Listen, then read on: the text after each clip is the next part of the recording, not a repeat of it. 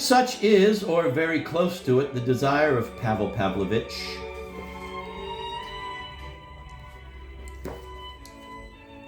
The eternal husband cannot do without jealousy. Trusting our analyses and the testimony of de Rougemont, we shall now see behind all forms of triangular desire, the same diabolic trap into which the hero slowly sinks. Triangular desire is one, and we think we are able to furnish a striking proof of its unity, precisely where skepticism seems most justified.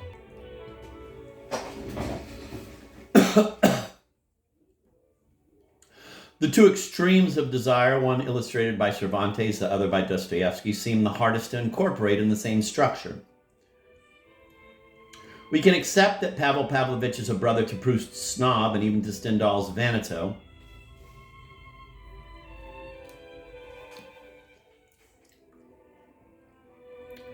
But who would recognize in him a distant cousin of the famous Don Quixote? The impassioned eulogists of that hero cannot help but consider our comparison sacrilegious. For them, Don Quixote lives only on the summits. How could the creator of this sublime being have an inkling of the swamps in which the eternal husband wallows? Unbelievable.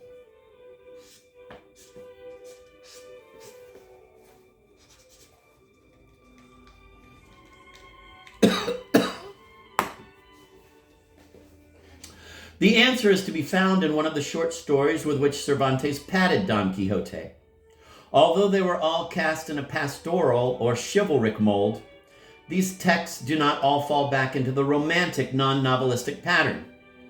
One of them, The Curious Impertinent, portrays a triangular desire exactly like that of Pavel Pavlovich.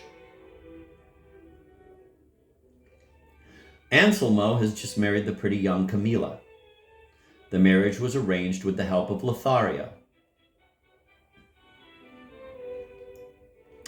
a very dear friend of the happy husband. Sometime after the wedding, Anselmo makes a curious request to Lothario. He begs him to pay court to Camilla, claiming that he wishes, quote, to test, end of quote, her faithfulness. Lothario refuses indignantly, but Anselmo does not give up. He entreats his friend in 1,000 different ways, and in all his suggestions reveals the obsessive nature of his request. For a long time, Lothario manages to put him off and finally pretends to accept in order to put him at ease. Anselmo arranges for the two young people to be alone together. He leaves on a journey, returns without warning, bitterly reproaches Lothario for not taking his role seriously. In short, his behavior is so mad that he finally drives Lothario and Camilla into each other's arms.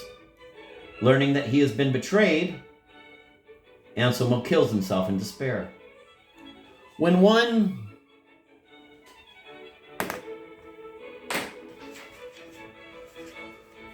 rereads the story in the light of the eternal husband and the captive, it is no longer possible to consider it artificial and lacking in interest.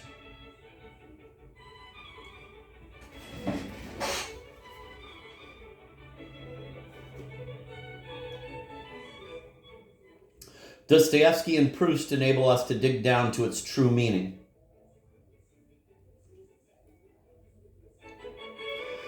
The Curious Impertinent is Cervantes' eternal husband. The only difference between the two stories is in technique and the details of the intrigue. Pavel Pavlovich entices Velchaninov to his fiance's house.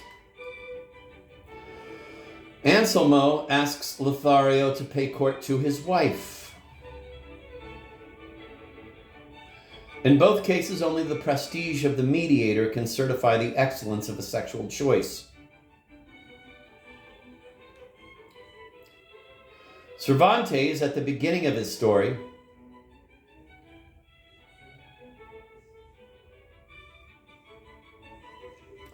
describes at length the friendship between the two protagonists. Anselmo's high opinion of Lothario and the role of go-between which Lothario played with the two families on the occasion of the marriage. Unbelievable.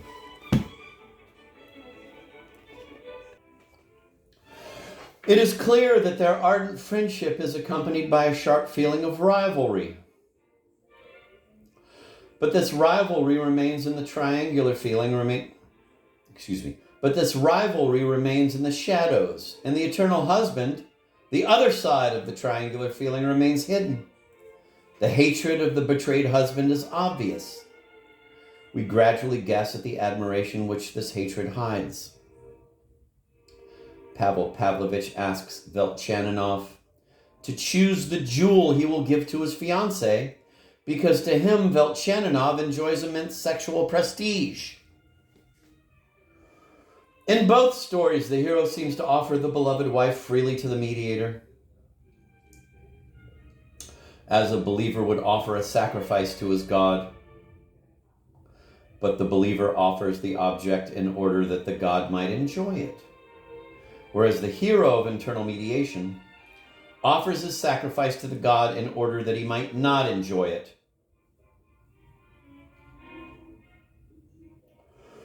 He pushes the loved woman into the mediator's arms in order to arouse his desire and then triumph over the rival desire.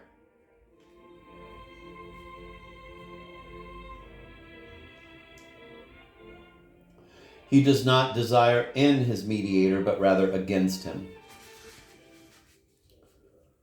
The hero only desires the object which will frustrate his mediator.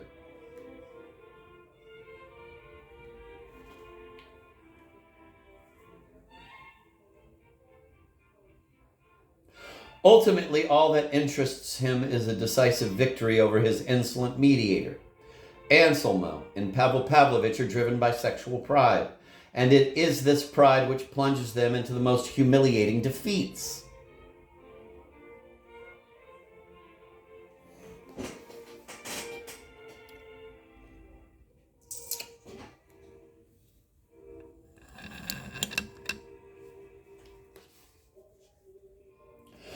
The curious impertinent and the eternal husband suggest a non-romantic interpretation of Don Juan. Anselmo and Pavel Pavlovich are the very opposite of the prattling, conceited, Promethean fops with which our century abounds. Pride creates Don Juan, and it is pride which sooner or later makes us a slave to someone else. The real Don Juan is not autonomous. On the contrary, he is incapable of doing without others. This truth is not apparent today, but it can be seen in some of Shakespeare's seducers and in Molière's Don Juan.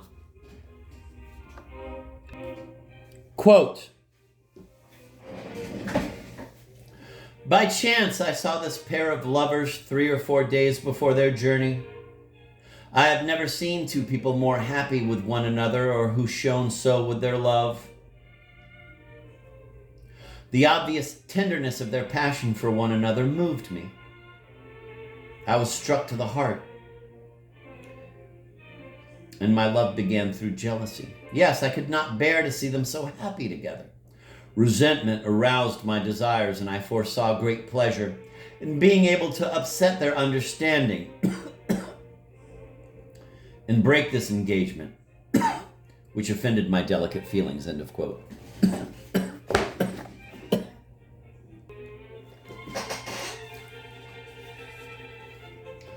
No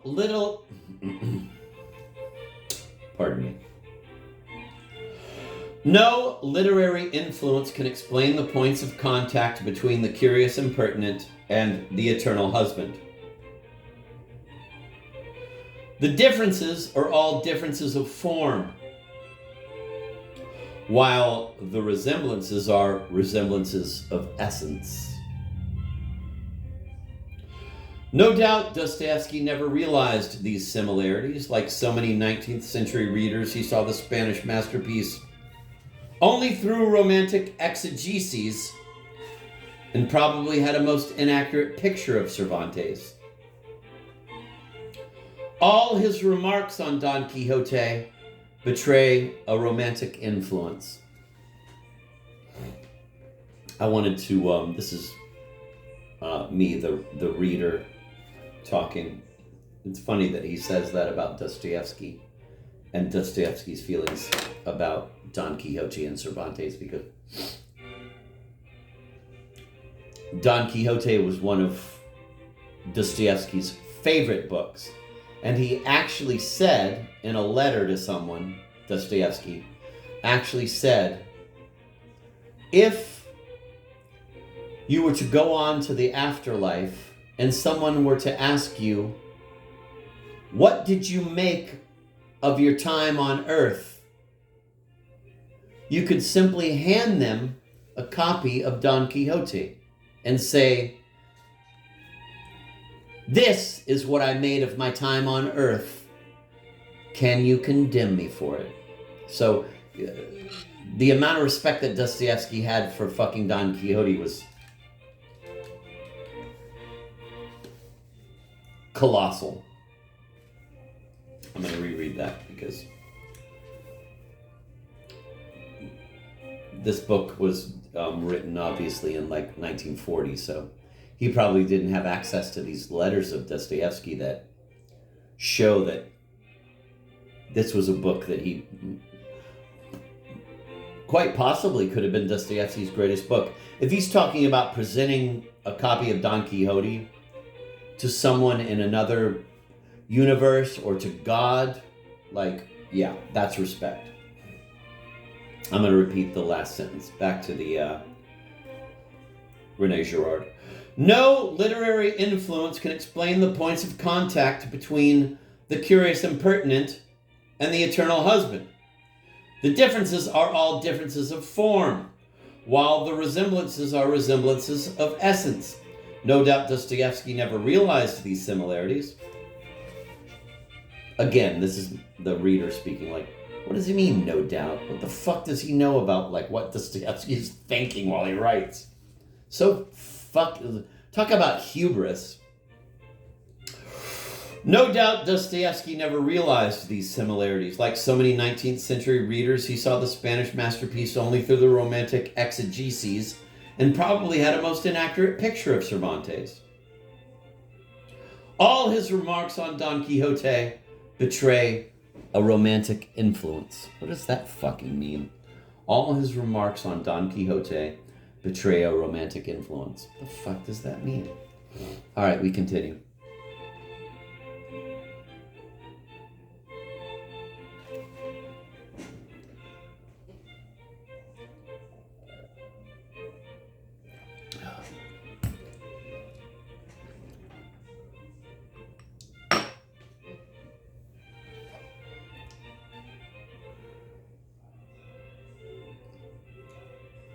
What an incredible book. The existence of the curious impertinent, next to Don Quixote, has always intrigued critics. The question arises of whether the short story is compatible with the novel.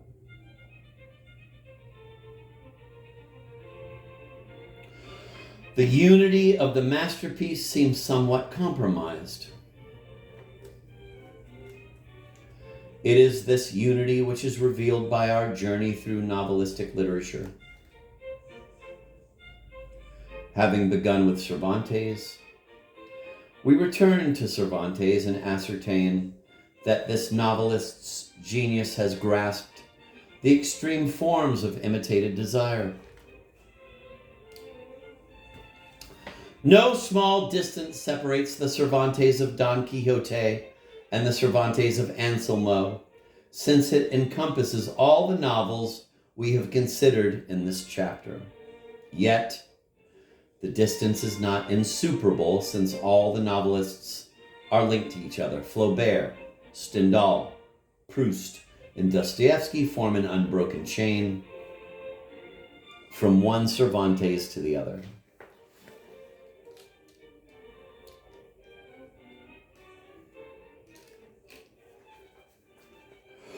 The simultaneous presence of external and internal mediation in the same work seems to us to confirm the unity of novelistic literature. And in turn, the unity of this literature confirms that of Don Quixote. One is proved by the other,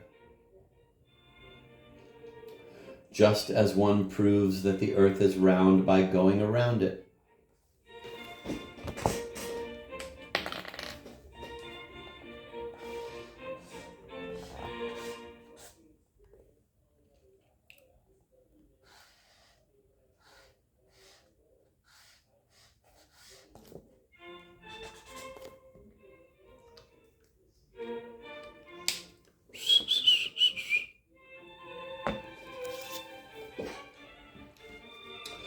I'm going to reread that. The simultaneous presence of external and internal mediation in the same work seems to us to confirm the unity of novelistic literature, and in turn, the unity of this literature confirms that of Don Quixote. One is proved by the other, just as one proves that the earth is round by going around it. The creative force of Cervantes is so great that it is exerted effortlessly. The creative force of Cervantes is so great that it is exerted effortlessly throughout the whole novelistic space.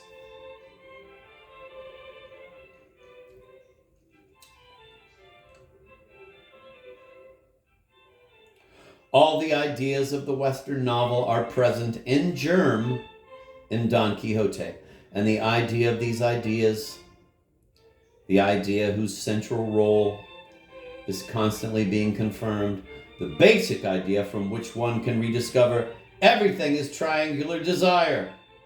And triangular desire is the basis of the theory of the novelistic novel, for which this first chapter serves as an introduction. Damn! Fucking God, this guy is...